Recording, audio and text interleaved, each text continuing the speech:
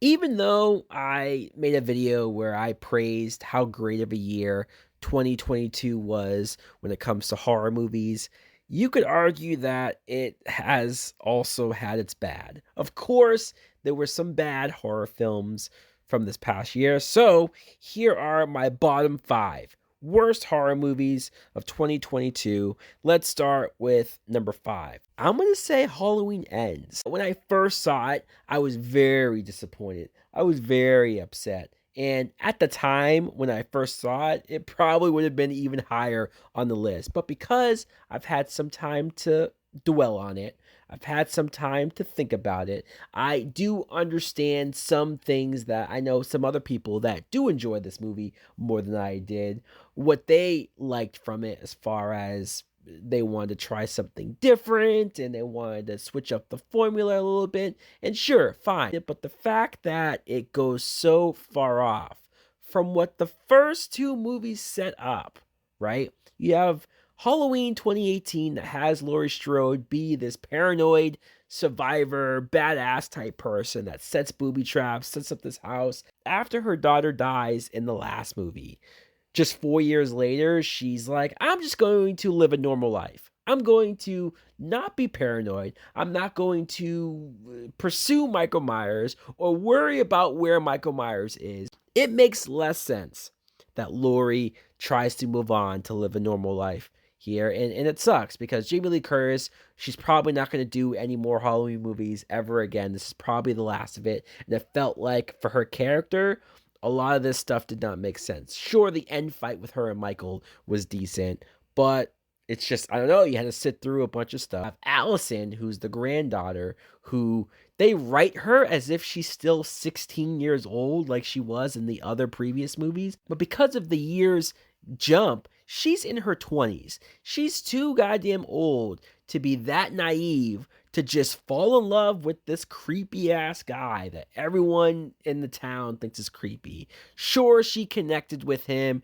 Sure, she felt bad for him. Blah, blah, blah. I don't buy, though, that she's not going to listen to her grandmother, that she's not even going to entertain the idea that maybe something's off about this guy, that he's not plainly, clearly acting weird in front of her, talking weird in front of her. It made her look dumb. This Corey kid, I wanted to vibe with him. I wanted to feel bad for him. I wanted to sympathize with him, but he just made it hard. He made it hard to care. He made it hard for me to justify why is he the main character now? Why is he being bullied by the high school band geek group? It made him look pathetic. But then he's able to overpower and outfight Michael Myers one-on-one. The same Michael Myers that took out an entire mob of people at the end of the last movie. They kind of established that Michael is supernatural, but no, now he's just a crippled old man.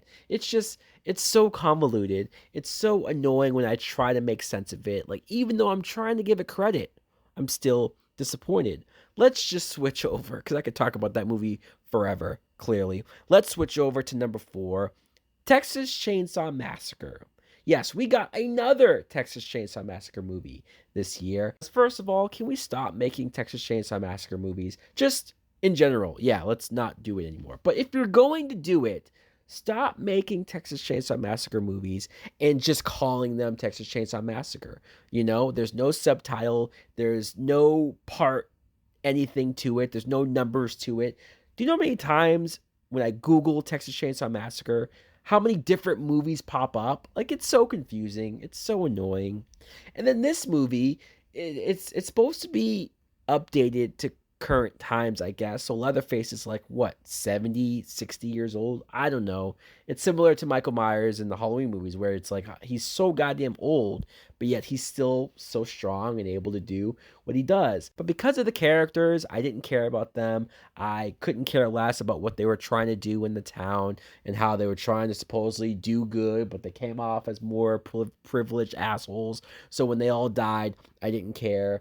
And I almost forgot that they brought back the Sally character. I'm talking about Sally from the original 1974 film where she was the sole survivor. Look, I appreciate the idea of her still being out there, her still keeping tabs on Leatherface, her still wanting to someday, one day, kill the fucker.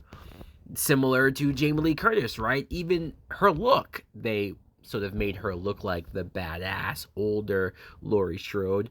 But man, did they not do anything with her. Nothing good, at least. I was so let down by not only what this version of Sally did, but how dumb she was, how idiotic she was, how everything that she did in this movie was so dumb that not only did she deserve to die, but I laughed and howled with the way that she died. Number 3, The Invitation.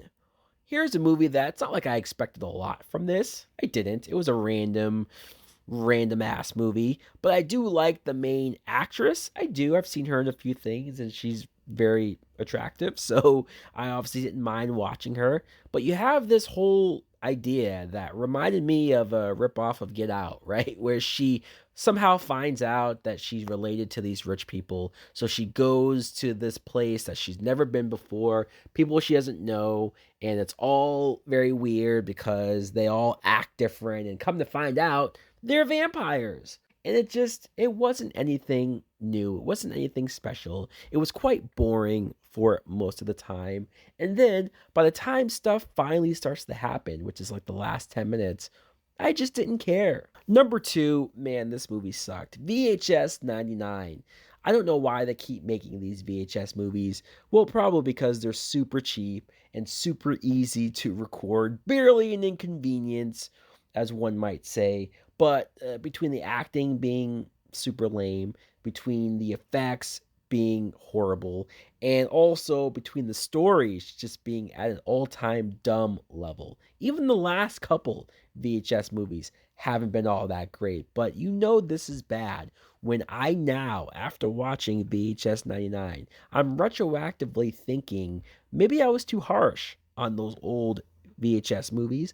Maybe they weren't as bad as I thought at the time. But for my number 1 worst horror movie of 2022, yeah, it's Jeepers Creepers Reborn. My God, was this a piece of shit. It really was. In Jeepers Creepers, you could argue that there hasn't been a good Jeepers Creepers movie since that first film. At least that's kind of how I feel. This fourth movie, I mean, they tried to retroactively say that the other movies are actual movies, I guess, and that this one is in the real world. I just know that doesn't work. It doesn't work with this property. It doesn't. Especially, it's not like you made the creeper any better. It's not like you made the creeper any scarier or made him look better. I mean, the makeup for the creeper looked terrible. It did. It looked like amateur hour. The directing of this movie, the acting of this movie was all amateur hour. And for whatever reason, I don't know if it's because they shot this on all green screen or if they shot this in an area where they just had to make everything look so fake, how fake the sky looked, how CGI everything looked. Just, this is one of the worst movies I think I've ever seen in theaters. Like, I went to the theaters on the small engagement that this had. I believe it was only in theaters for a couple days. And I decided to go. I spent my own money and I saw one of the cheapest, worst types of films that I think I've ever seen in theaters. I can't believe I even stayed for the whole thing. Boy, this sucked, and I think this put a nail in the coffin if there was any more interest in the Jeepers Creepers franchise. So guys, let me know not only what do you think of my worst of list, but what are some of your worst horror movies of 2022? Thanks for watching. Like, comment, subscribe. Later.